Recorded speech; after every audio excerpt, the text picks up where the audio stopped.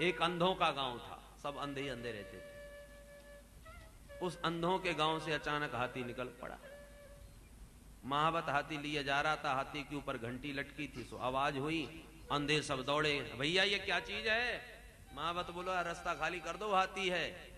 हाथी है? भाई जरा हम देखना चाहते हैं। महावत बोला तुम तो सब अंधे ही अंधे हो, देखोगे कैसे? बोले भाई हम टटोल के देख लेंगे, हम भी जानना चाहते हैं हाथी कैसा होता है। भाई तो जान लो, हम हाथी को खड़ा कर देते हैं, आप लोग देख लो।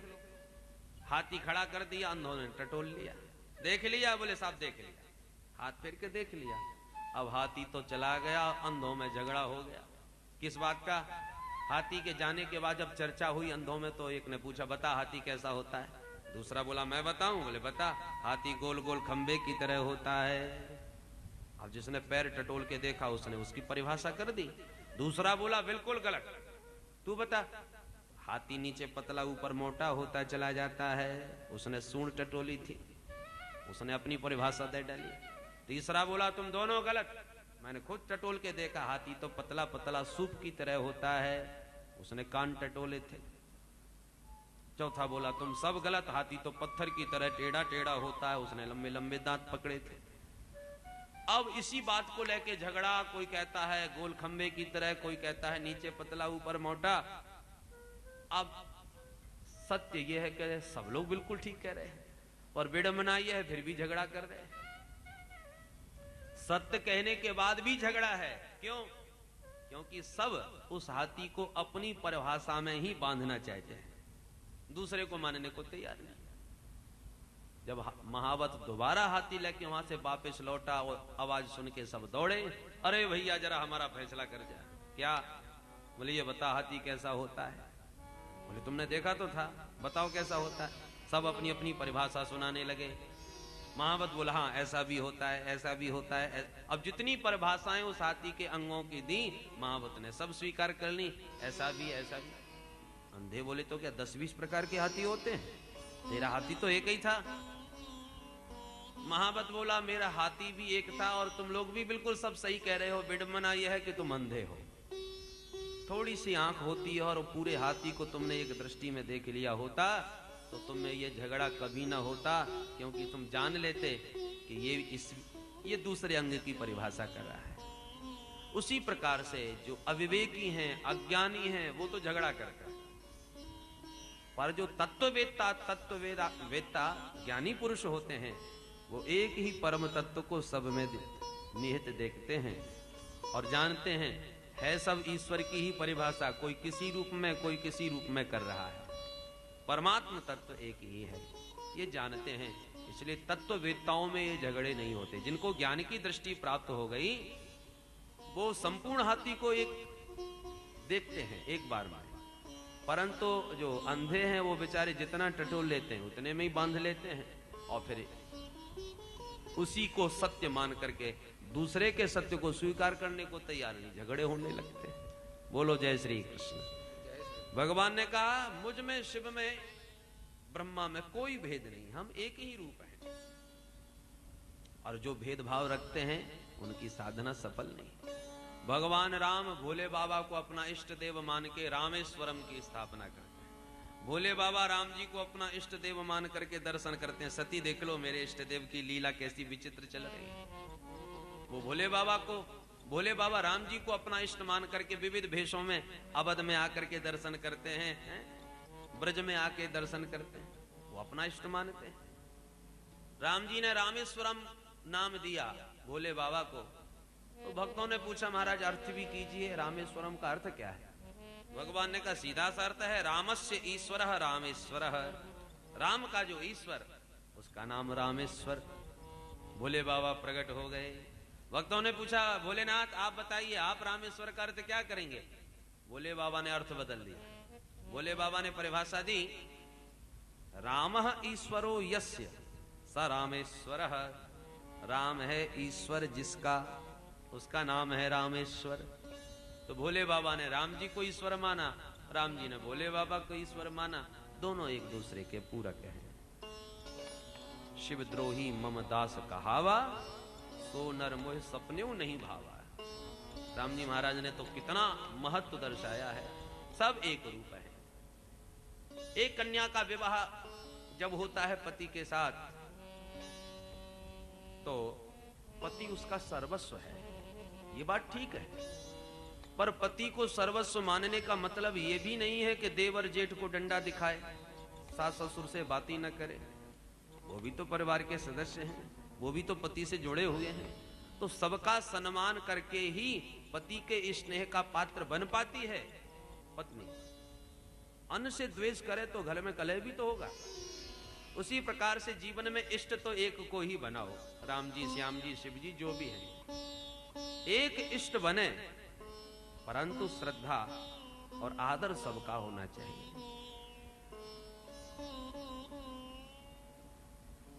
राम जी इष्ट देव हैं तुलसीदास बाबा के, परंतु वंदना तो सबकी करी। गाइए गणपति जगवंदन, गाइए गणपति जगवंदन, शंकर सुवन भवानी नंदन, शंकर सुवन भवानी नंदन, गाइए गणपति जगवंदन, गाइए गणपति जगवंदन। गणेश जी की वंदना करी। किसी ने पूछा आप तो राम जी की वंदना करो, ये गणेश जी को क्यों पुकारते हो? तो तुलसीदास बाबा ने वंदना करके मांगा क्या? मांगत तुलसीदास कर जोड़े, मांगत तुलसीदास कर जोड़े, बसहि राम सिय मानस मोरे, बसहि राम सिय मानस मोरे, गाइए गणपति जगवंदन, गाइए गणपति जगवंदन। मांगा क्या? बसहि राम सिय मानस मोरे। हे गणेश जी महाराज, ऐसा आशीर्वाद दो कि मेरे सीताराम जी सर्वदा मेरे हृदय में वास करें।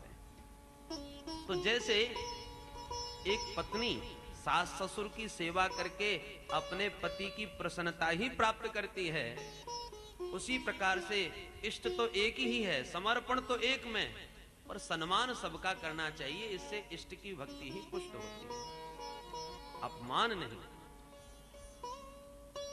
श्री मैत्रेय मुनि कहते हैं, विदुर जी आपने जो कारण पूछा वो बताया कि भगवती सती ने देह त्याग किया और अंत में अगले अवतार में हिमालय पुत्री पार्वती बन के प्रकट हुई और पुनः तपस्या करके भोले बाबा को ही पति रूप में प्राप्त किया।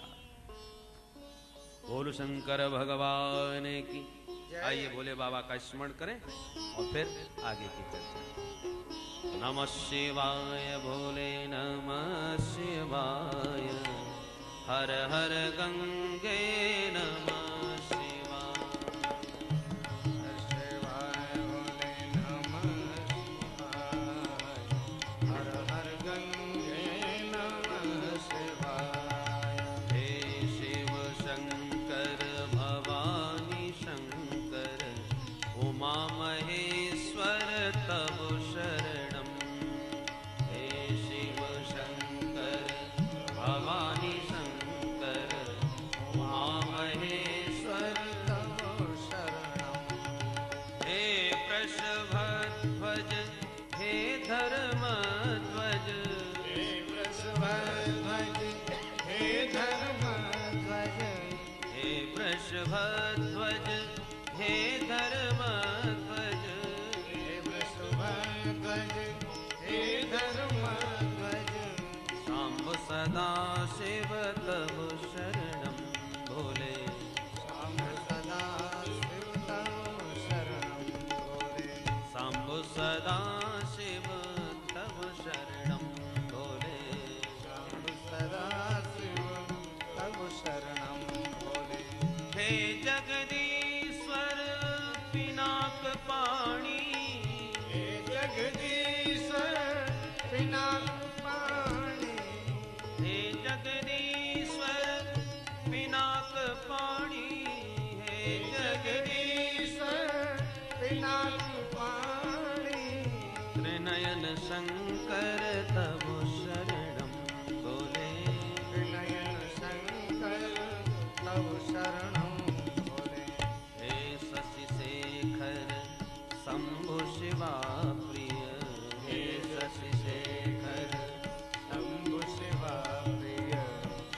गंगाधर तव शरणम भोले शिव गंगाधर तव शरणम भोले।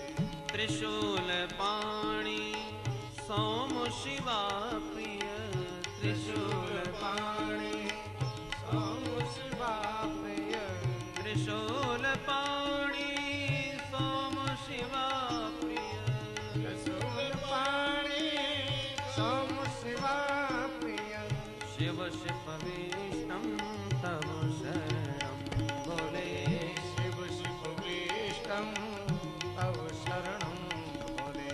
हे मृत्युंजय पशुपति शंकर हे मृत्युंजय पशुपति शंकर भुजंग भूषण तव शरणं भोले भुजंग भूषण तव शरणं भोले। हे अविनाशी कैलासवासी हे अविनाशी कैलासवासी हे अविनाशी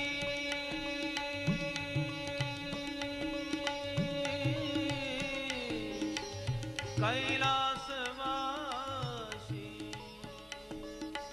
हे अविनाशी कैलासवासी हे अविनाशी कैलासवासी भोले कैलासवासी भोले कैलासवासी भोले हे अविनाशी हे अविनाशी कैलासवासी कैलासवासी हे अविनाशी कैलासवासी हे अविनाशी कैलासवासी। पार्वती पति तव शरणं भोले पार्वती पति तव शरणं भोले।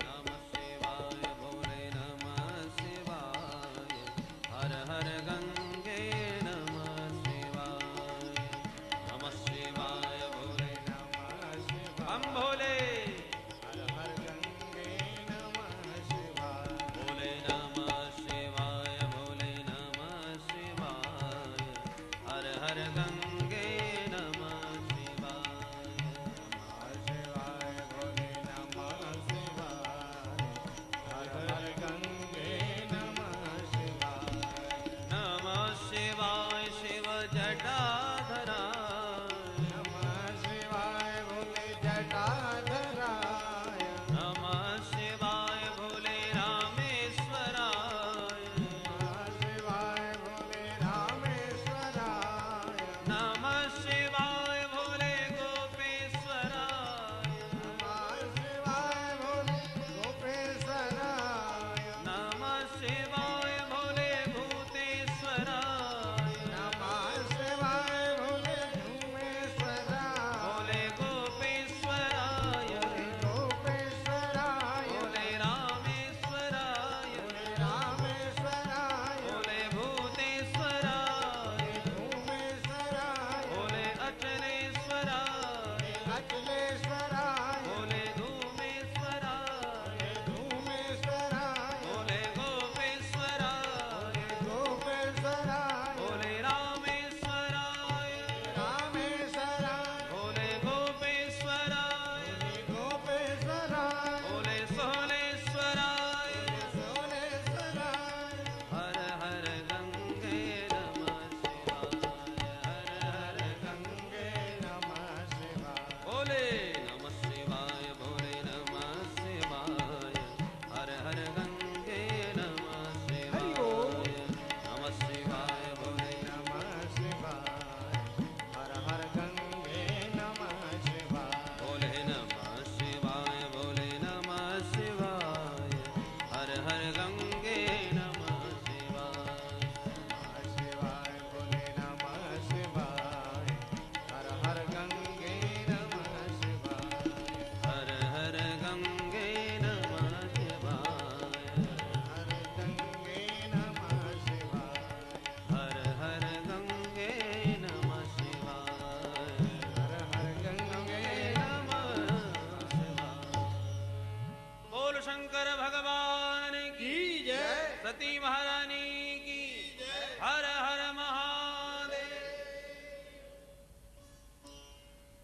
मनु महाराज की 3 पुत्रियों के बारे में आपने क्रमशः श्रवण किया।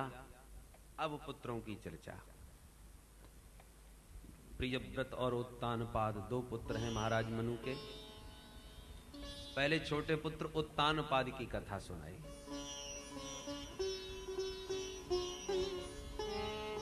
जाये उत्तानपादस्य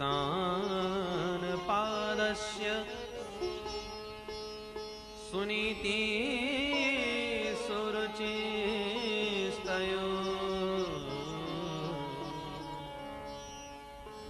सुरुचि प्रेयसी पत्न्यु नेतरा यत्रुतो ध्रुव।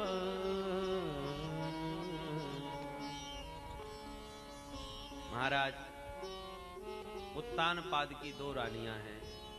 बड़ी रानी सुनीति, छोटी रानी सुरुचि।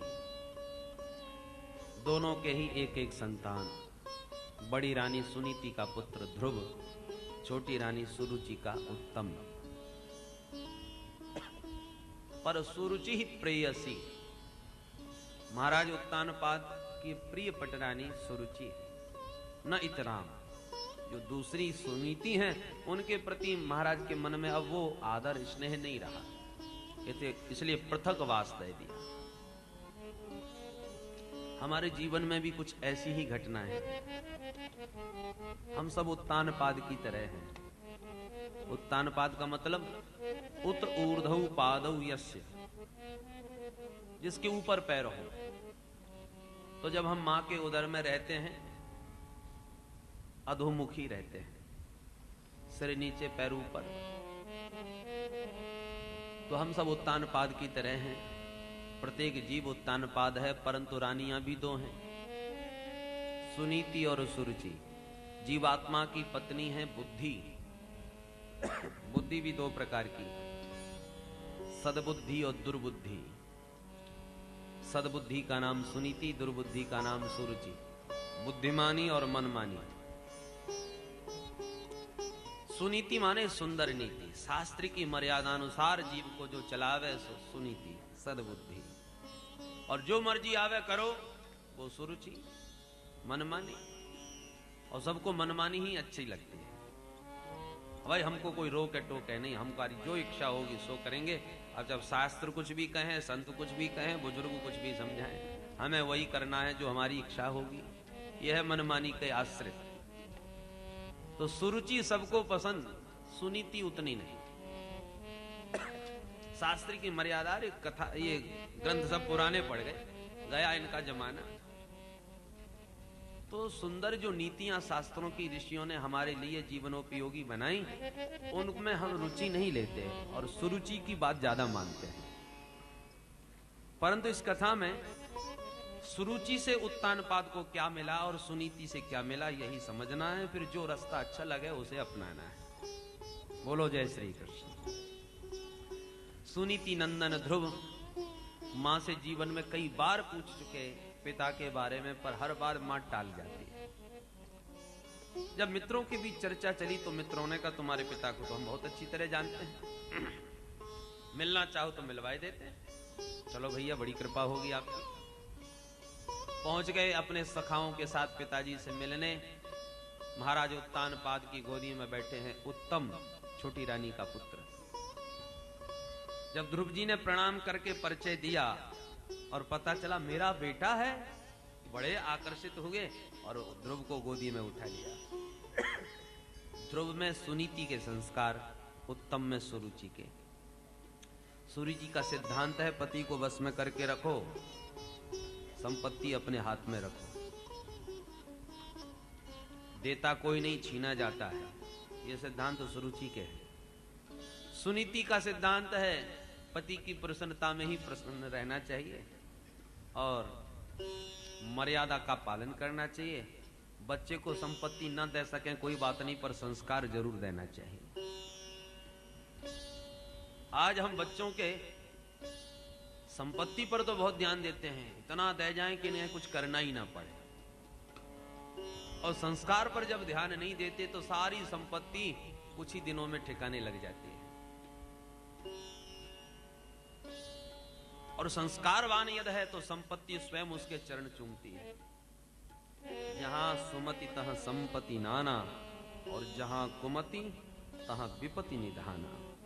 घर में कुमति बैठ जाए, संस्कारहीनता आ जाए, तो सोने की लंका भी राख में मिल जाती है, कुमति के कारण।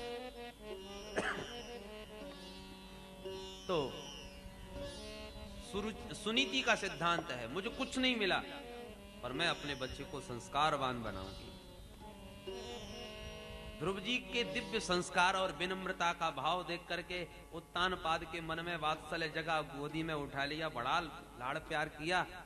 सुरुचि ने देखा ये कौन आके बैठ गया मेरे बेटे के पास, ओ हो ना हो ये बड़ी रानी का पुत्र है।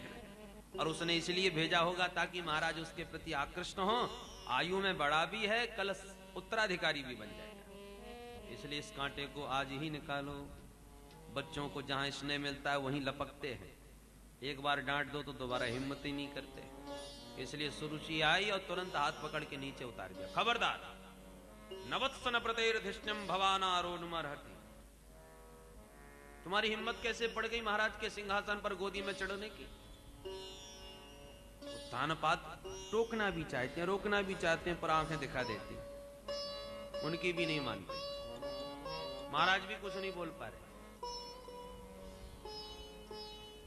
ध्रुव जी ने पूछा, मां जब मेरा भाई उत्तम बैठ सकता है तो फिर मुझ में क्या कमी है, मैं क्यों नहीं बैठ सकता?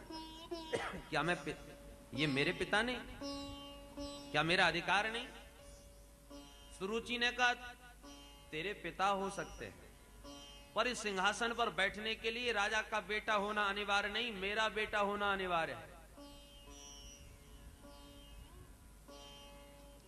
वालोशी, तू अभी बच्चा है, इन बातों को समझेगा नहीं। अन्य स्त्री गर्भ समृतम, तेरा जन्म एक अभागिन स्त्री के द्वारा हुआ है, इसलिए दुर्लभेर थे मनोरथ।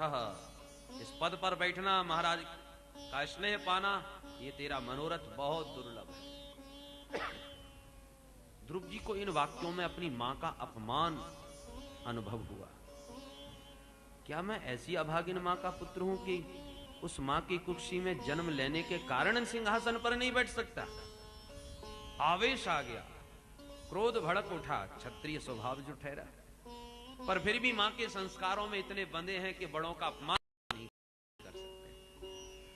हाथ जोड़ के बस इतना पूछ लिया कि मां यदि इसी देह से यदि मैं बैठना चाहूं तो क्या ये संभव नहीं होगा, और यदि बैठना चाहूं तो मुझे क्या करना होगा? सुरुचि ने कहा, बैठने का उपाय मैं बताती हूं। तपसाराध्य पुरुषम तस्यैवानुग्रहेण मे गर्भे त्वं साधयात्मानं यदीक्षसे नृपासनम्। इस पद पर बैठना चाहता है तो जा पहले तपस्या कर। परम पुरुष नारायण जब प्रकट हो जाए तेरी तपस्या से तो वरदान मांगना है, प्रभु मेरा जन्म तो सुरुचि मां के उदर से हो गए, फिर इस शरीर को त्याग के मेरे पेट से जन्म लेना तो तुझे यह पद प्राप्त होगा। और इन वाक्यों से सुरुचि ने ध्रुव का ही नहीं भगवान का भी अपमान कर दिया। क्या सुरुचि का गर्व भगवान से भी बड़ा है कि पहले तपस्या से भगवान मिलेंगे, फिर भगवान के बाद तुझे मेरे गर्भ में आने का सौभाग्य मिलेगा? तो अपना गर्भ भगवान से भी ऊंचा बता दिया। तो भक्त भगवान दोनों का अपमान हो गया। अपमान की ज्वाला में दग्ध ध्रुव जी महाराज रोते रोते घर को वापस लौट पड़े, जैसे सर्प को किसी ने डंडा मार दिया, फुसकारें भरता हुआ जैसे घायल सर्प दौड़ता है, ऐसी क्रोध में लंबी लंबी श्वास भरे लौटे। मातु सपत्न्या सदुरुक्त विद्धो स्वसंरुषा दंडहतो यथा हित्वामि संतं पितरं सन्नवाचं जगाम मातो प्ररुदन् सकाशम्।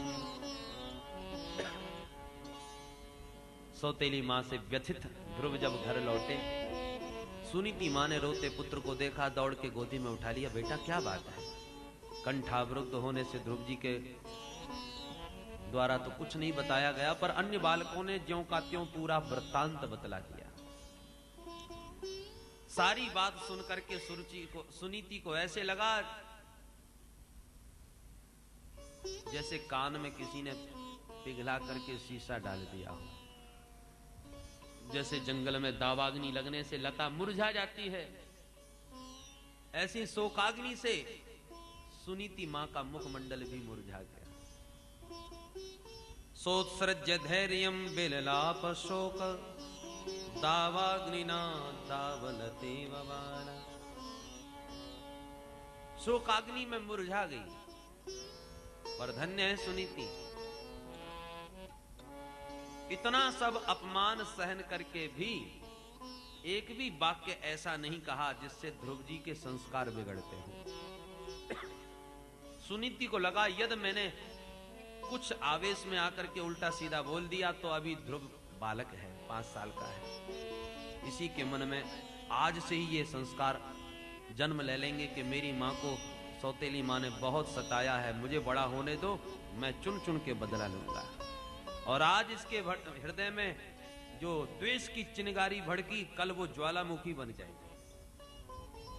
इसलिए सुनीति का हर वाक्य सुरुचि के वाक्य का अनुमोदन करने लगा। सुनीति कहती है बेटा सुरुचि ने बिल्कुल सत्य कहा है। सत्यम सुरुच्याभेतम भवान में यद दुर्भगाया उदरे गृहीत। क्या गलत कहा? बेटा मैं कब कहती हूं मैं बड़ी भाग्यशालिनी हूं? अरे मेरी जैसी दुर्भाग्नि के गर्भ से तूने जन्म लिया, तेरी सौतीली माँ ने यही तो कहा, तो बिल्कुल सत्य है। मां मंगलम, तू अमंगल का भाव मन में कभी किसी के प्रति मत लाना, वो भी तेरी मां है ये जानना।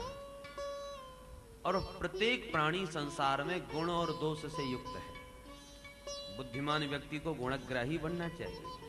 तेरी मां ने 2 बातें कही, जा तपस्या कर, नारायण को प्रकट कर, पहली बात। दूसरी बात कही फिर उनके वरदान से मेरे गर्भ से जन्म ले।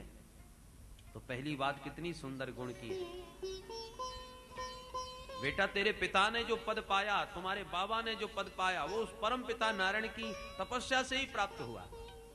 तो तेरी माँ ने भी तो कितनी बढ़िया बात कही। मैं भी कहती हूं वो बिल्कुल ठीक है, तुझे परम पिता परमात्मा की आराधना करनी ही चाहिए।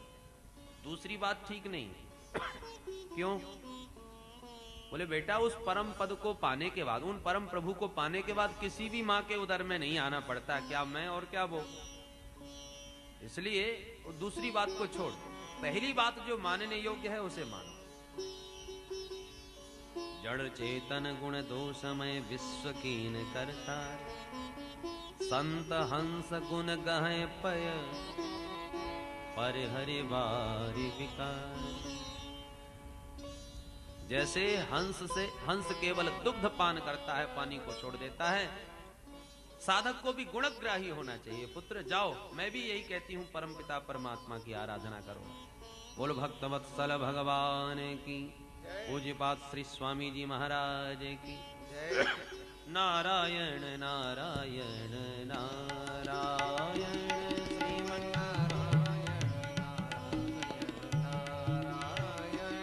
भजमन नारायण नारायण नारायण भजमन नारायण नारायण लक्ष्मी नारायण नारायण नारायण नारायण नारायण नारायण लक्ष्मी नारायण नारायण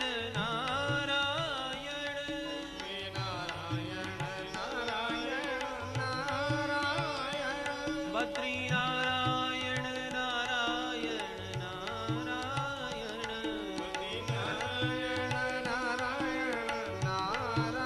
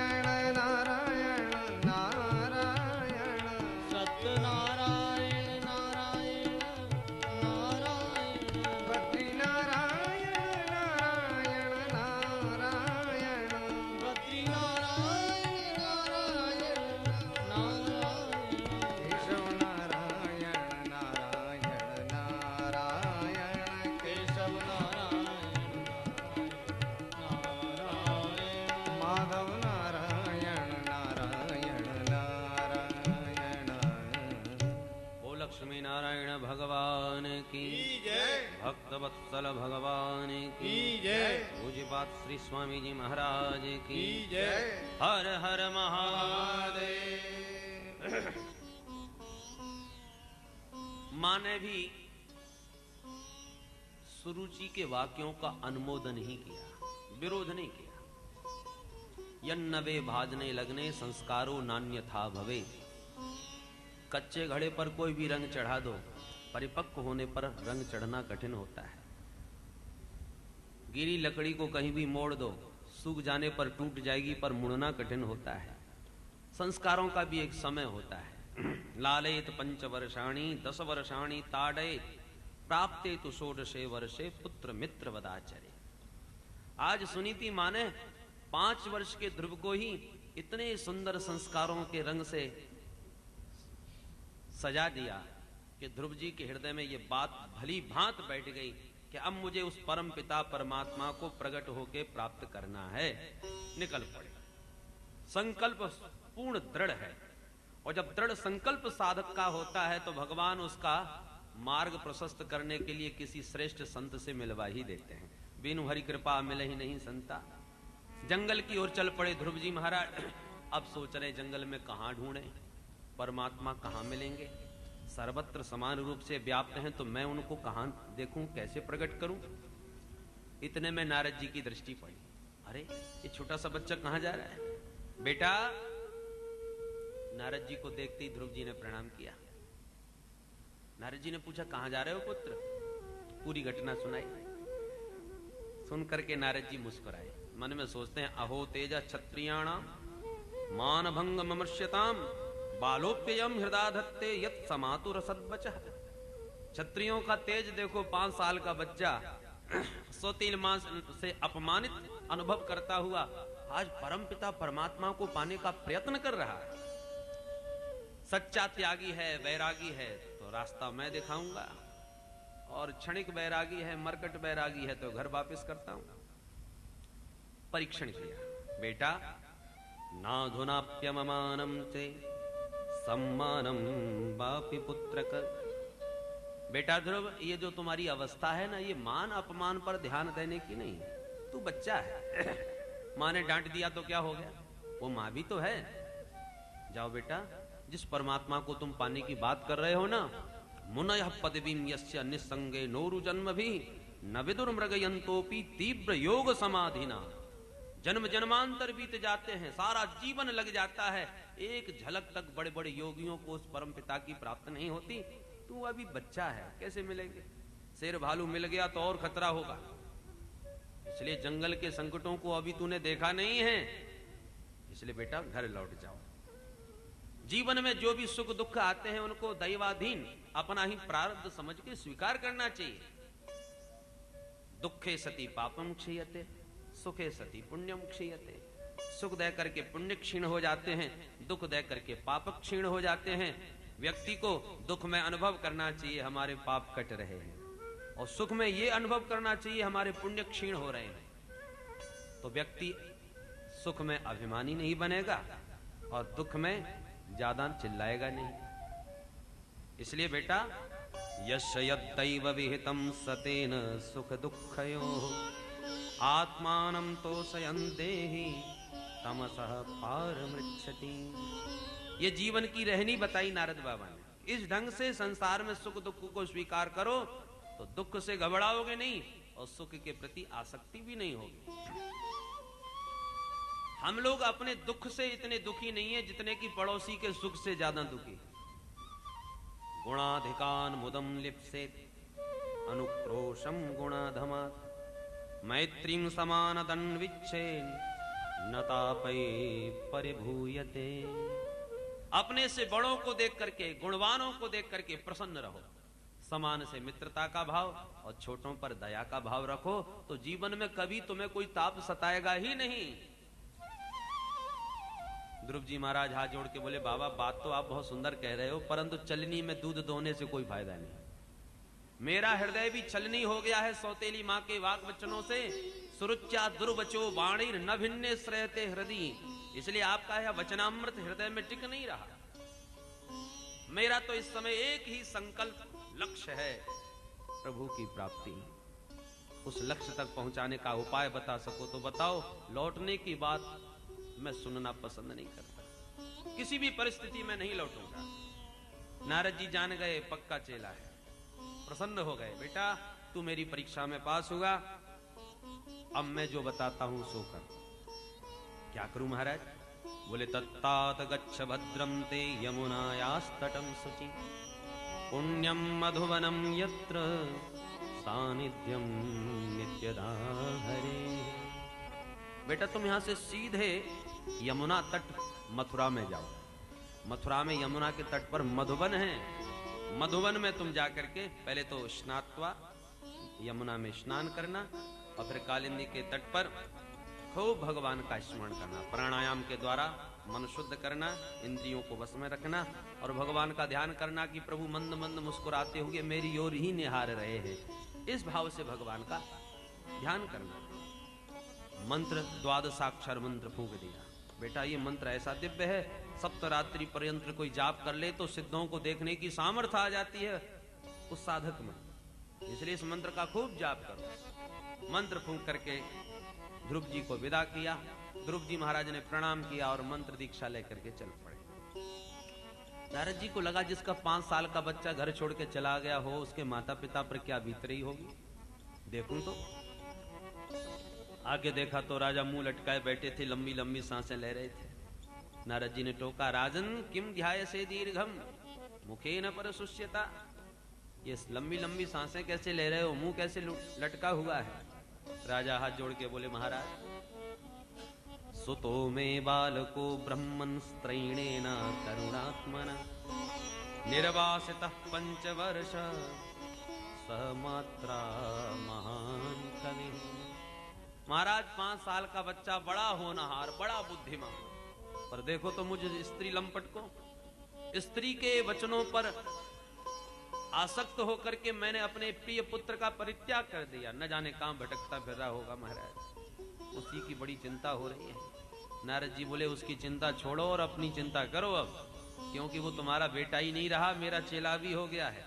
और नारद जब मंत्र देता है तो ठेठ तक पहुंचा के ही छोड़ता है, इसलिए वो तो अपने लक्ष्य को प्राप्त करके ही लौटेगा, ये मेरा विश्वास है। बस अपने कल्याण के बारे में सोचो।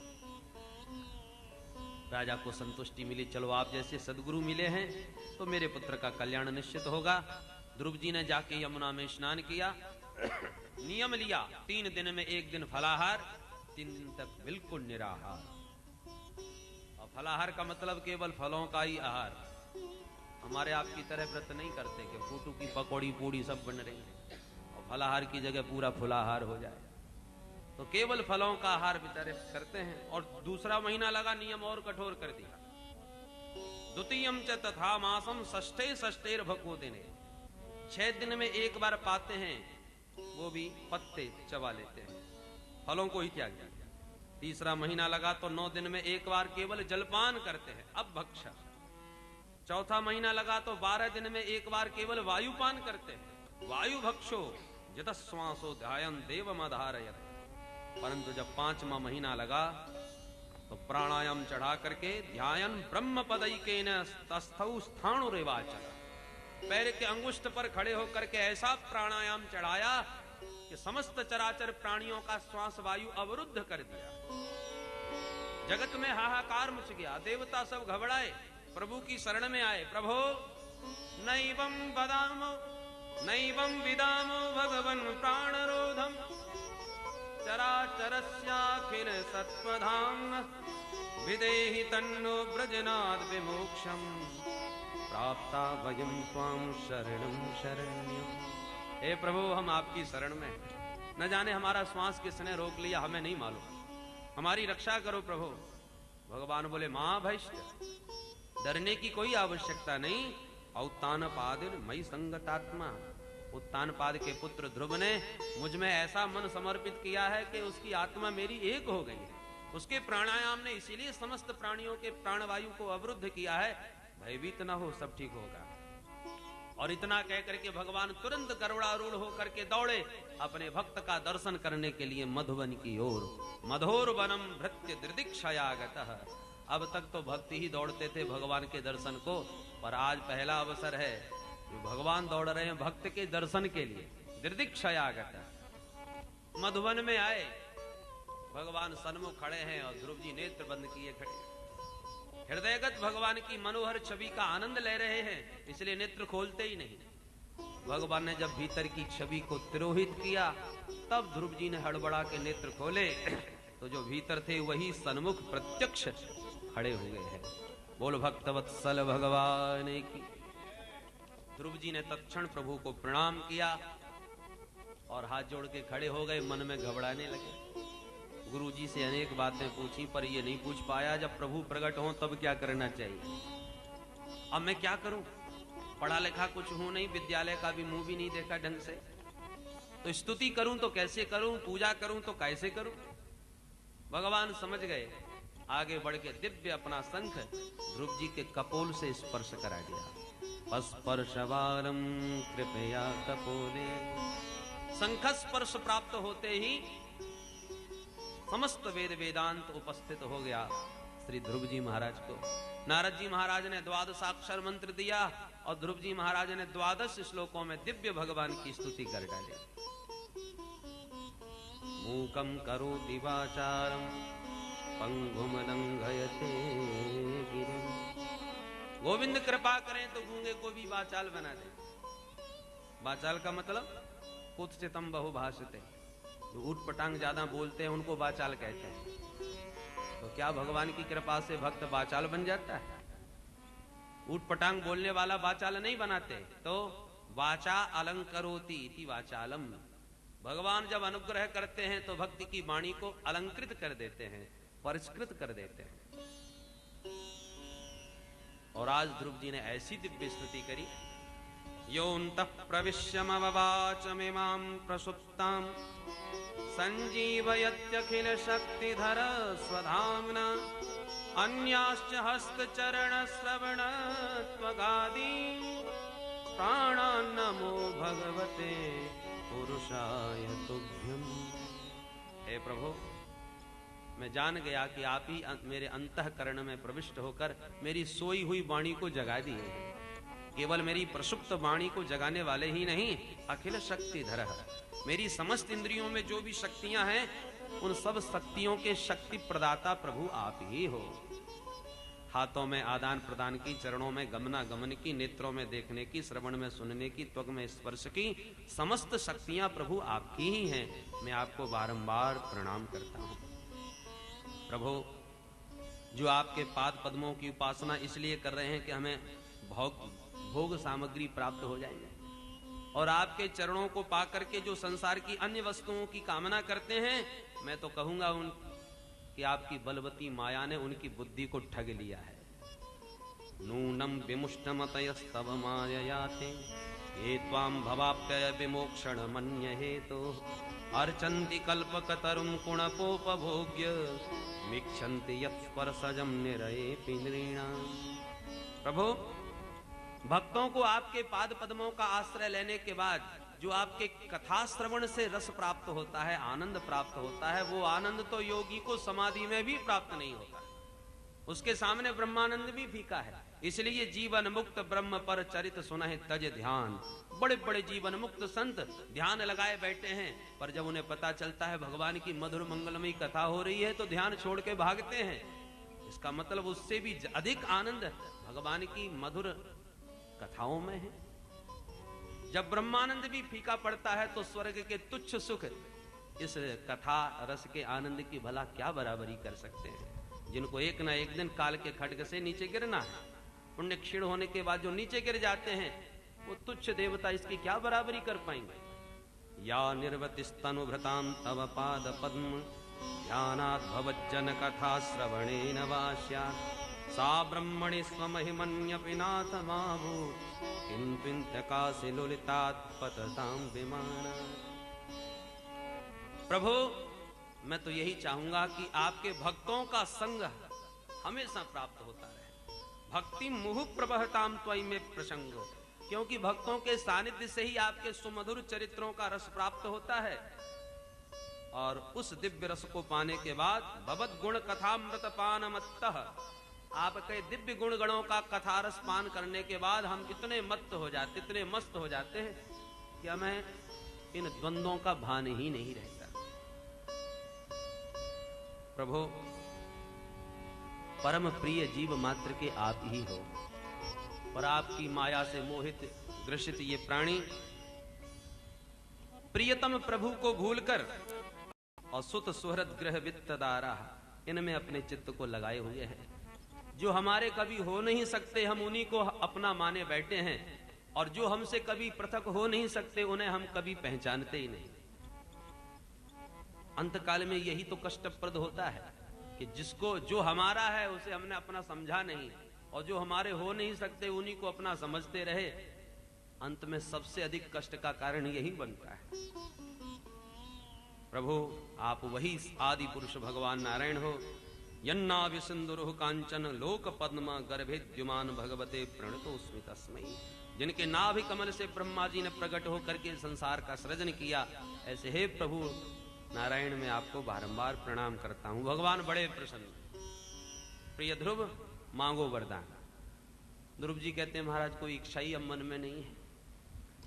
उस दिव्य रसस्वरूप नारायण का रसास्वादन करने के बाद संसार के सारे विषय रस फीके तुच्छाति तुच्छ प्रतीत होने लगते हैं। भगवान कहते हैं मांगो, और ध्रुव जी के मन में अब कोई कामना वासना नहीं, पर भगवान कहते हैं फिर भी हम देंगे।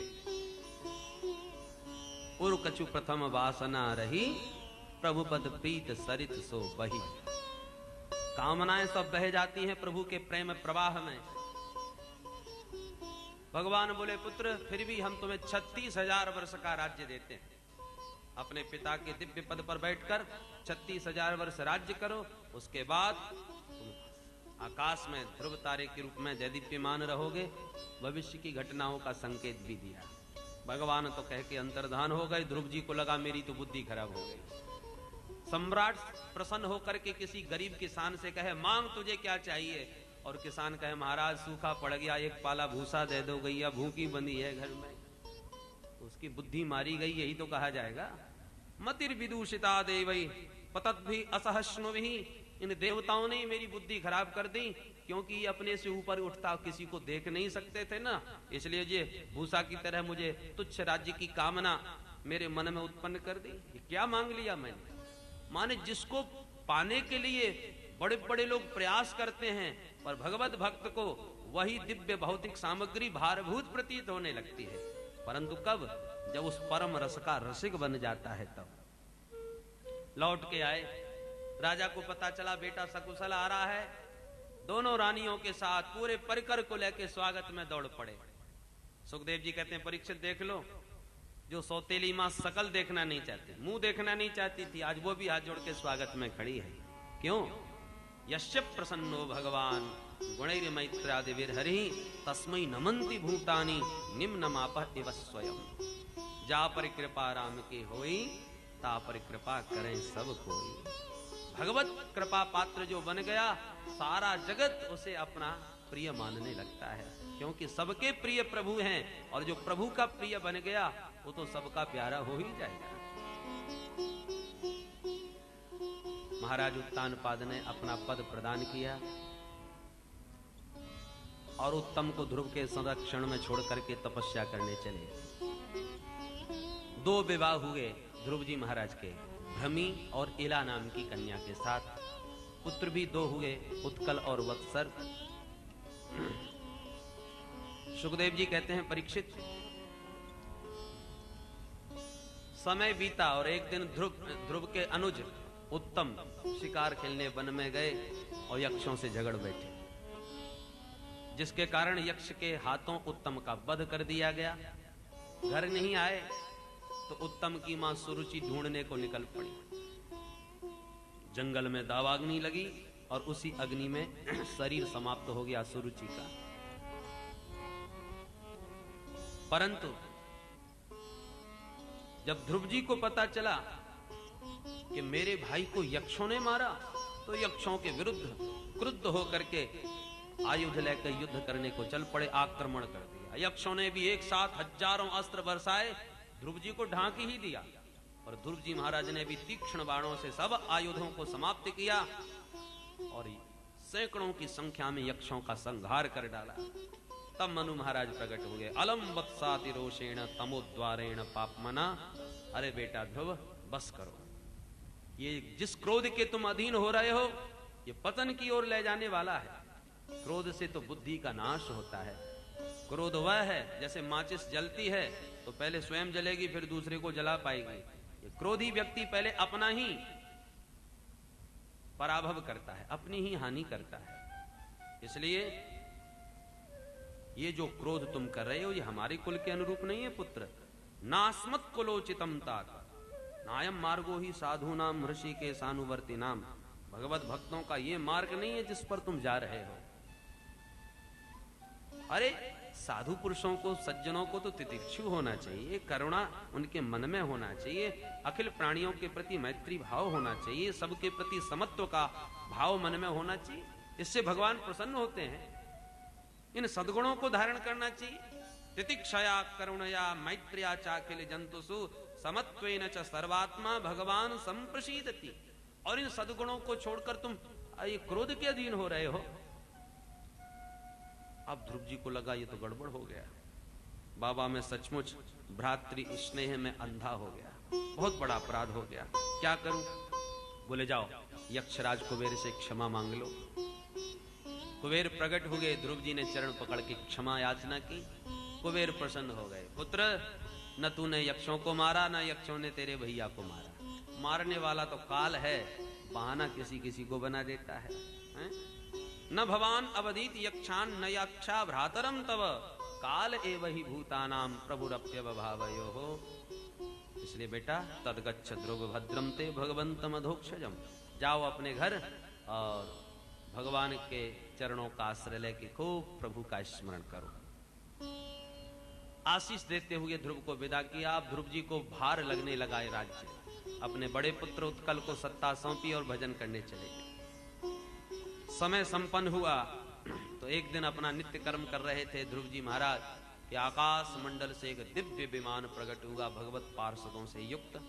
भगवान के पार्षदों ने कहा ध्रुव जी चलिए, प्रभु ने आपको स्मरण किया है, आपकी अवधि इस मृतलोक में पूरी हो गई। ध्रुव जी बोले 1 मिनट रुकिए, हम जरा नित्य कर्म से निवृत्त हो लें फिर चलते हैं। और अपने दैनिक कर्म से निवृत्त होकर के ऋषि मुनियों को प्रणाम करके जब ध्रुव जी विमानारूढ़ होने को उद्यत हुए कि मृत्यु देवता प्रकट हो गए। हाथ जोड़ के बोले महाराज जरा हमारी तरफ भी देख लो, कौन है आप? बोले हम मृत्युलोक के मृत्यु देवता हैं। इस मृत्युलोक में हमें स्वीकार कर किए बिना कोई कहीं नहीं जा सकता। मेरा तो साहस नहीं जो आपको छू भी सकूं, अतः कृपा करके मर्यादा की रक्षा करते हुए आप ही हमें स्पर्श कर लीजिए। विमान थोड़ा पृथ्वी से ऊपर था तो ध्रुव जी महाराज ने बुलाया, इधर बैठो। विमान के पास मृत्यु देवता सिर झुका के बैठ गए तो मृत्यु के सिर पर पैर रख करके ध्रुव जी महाराज विमान में चढ़ गए। सीढ़ी का काम लिया मृत्यु देवता से। मृत्योर मूर्धनि परम पदम दत्वा आरोहाद्भुतम गृहम। यह है भक्ति की सामर्थ्य, जो मृत्यु के को भी सिर झुका के आना पड़ता है। मृत्यु के सिर पर भी पैर रखने की सामर्थ्य भगवत भक्तों में होती है। बोलो जय श्री कृष्ण। विमान जब उड़ा तो मां का स्मरण आया। ओहो मेरी मां सुनीति तो रही गई। मुख उदास होते देखा। पार्षदों ने पूछा भाई ये तुम्हारा मुख उदास कैसे हो रहा है? ध्रुव जी ने कहा मैं मां का स्मरण नहीं रहा, वो धरा पर ही रह गई। पार्षद मुस्कुराए, भैया जिस जननी ने तुम जैसे भक्त को जन्म दिया हो वो पीछे कैसे रह सकती हैं आपसे? देखो आ गए। दर्शयामास तुर्देवी पुरो यानेन गच्छतीं। आगे के विमान में आपकी माता जी ही विराजमान है।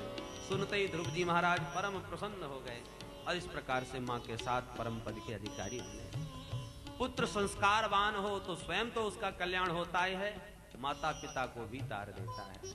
बोलो भक्तवत्सल भगवान की। नारद जी के तो आनंद का ठिकाना नहीं रहा।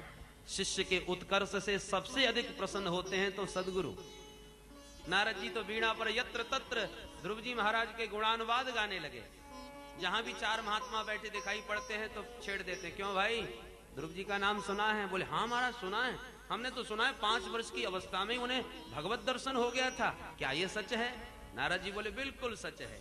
पर क्या तुम्हें यह भी पता है उसे मंत्र किसने दिया था? अरे अपने राम ने ही मंत्र दिया था। वनम मदादेश करो जितम प्रभुम जिगाय तद भक्त गुणै पराजितम। मेरे आदेश का पालन करते हुए वन में जाकर के उस अजित प्रभु को जीत लिया अपने दिव्य गुणों से, अपनी प्रीति से। ऐसे थे श्री ध्रुव जी महाराज। इस प्रकार से श्री सदगुरु देवर्षि नारद अपने प्रिय ध्रुव जी की प्रशंसा चारों ओर ऋषियों के बीच गाने लगे। सुखदेव जी कहते हैं, परीक्षित, इन्हीं ध्रुव जी के वंश में आगे चल के बड़े धर्मात्मा राजा अंग का जन्म हुआ। पर इनका विवाह मृत्यु पुत्री सुनीता देवी के साथ हुआ। पहले तो इनके संतान नहीं हुई, जब पुत्रेष्टि यज्ञ करके संतान हुई तो बैन, और बैन में आ गए नाना जी के संस्कार, इसलिए बचपन से ही बड़ा दुष्ट प्रकृति का हुआ। नित्य लोगों की शिकायतें आने लगी, तो महाराज परेशान होकर के अपने राज्य की एक गुफा में जाके छुप के बैठ गए। बहुत ढूंढा गया परंतु नहीं मिले, क्योंकि स्वराज्य में कोई ढूंढता ही नहीं, सब विदेशों में ढूंढ रहे हैं राजा को। यथा निगूढ़म पुरुषम कुयोगिना, जैसे कुयोगी अपने हृदयस्थ प्रभु को न देखकर बाहर ढूंढते हैं कि भगवान यहां मिलेंगे या वहां। प्रभु तो भीतर ही बैठे हैं, पर भीतर झांकने वाला कोई कोई होता है।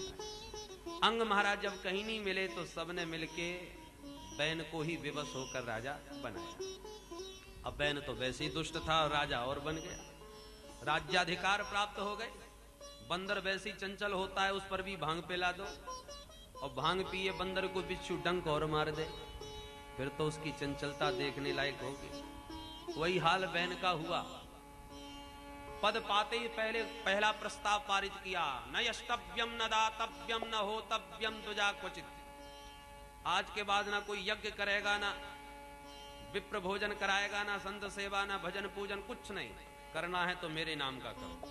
बैनाय नमः, बैनाय स्वाहा, मैं ही भगवान हूं। संतों को लगा ओहो ये तो बड़ा अनर्थ कर दिया इसने, सनातन धर्म पर प्रतिबंध, चलो हम चल के समझाते हैं।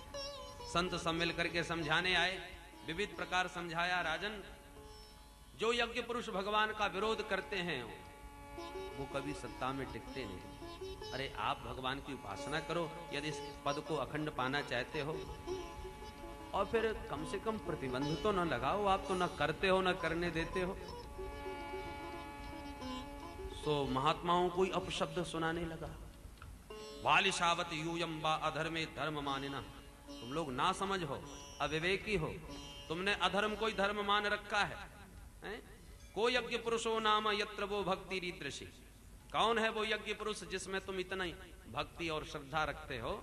अरे तुम्हें नहीं मालूम, संसार में जितने भी देवता हैं, विष्णु विरिंच गिरिश आदि, देहे भवंती नृपते सर्वदेव मयो नृपः, ये समस्त देवी देवता नृप देह में, राजा के शरीर में निवास करते हैं, राजा के अंग अंग में निवास करते हैं। इसलिए राजा सर्वदेवमय होता है, सर्ववेदमय होता है। मेरी पूजा करो। महात्मा समझ गए इसकी बुद्धि बिल्कुल खराब हो गई। क्रोध पूर्वक हुंकार किया, अन्यताम हन्यताम सब पाप प्रकृति दारुण।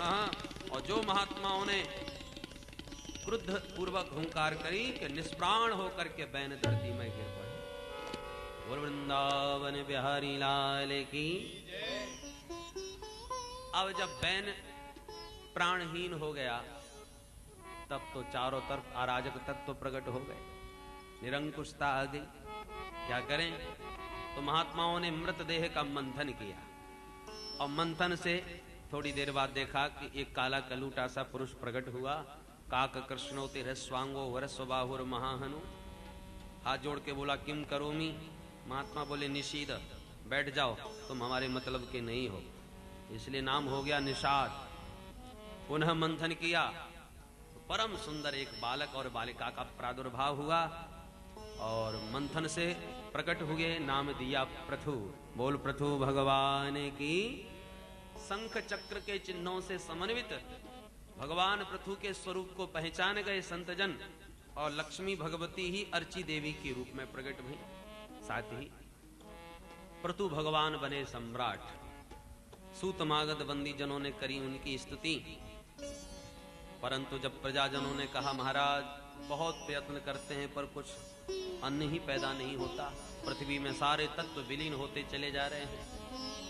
तब तो पृथु महाराज ने पृथ्वी से निवेदन किया, पर पृथ्वी ने जब नहीं सुनी तो क्रुद्ध हो गए। वसुधे त्वाम वदिष्यामि मच्छासन परान्मुखी, मेरी आज्ञा का अनादर किया है, मैं तुम्हारा वध ही कर दूंगा। ये मत सोचना कि तुम्हारे बिना प्रजा कहां रहेगी। अरे मैं जल में सृष्टि कर दिखा सकूंगा। पृथ्वी कंपायमान हो गई, प्रकट होकर के गाय के रूप में पृथु महाराज को प्रणाम करके 8 श्लोकों में स्तुति करी। पृथु महाराज प्रसन्न हो गए और जितने तत्व पृथ्वी में विलीन थे पृथक पृथक रूप से समस्त तत्वों का दोहन किया। सुखदेव जी कहते हैं, परीक्षित, अब पृथु महाराज को लगा कि पृथ्वी में धर्म की स्थापना के लिए मुझे यज्ञ समारोह करने चाहिए। तो बड़े बड़े विराट यज्ञ प्रारंभ किए। यज्ञ का जब अश्व छोड़ा जाता तो इंद्र घबरा गए, कहीं शतक क्रतु न बन जाएं। तो यज्ञ का अश्व हरण करके इंद्र ले जाने लगे।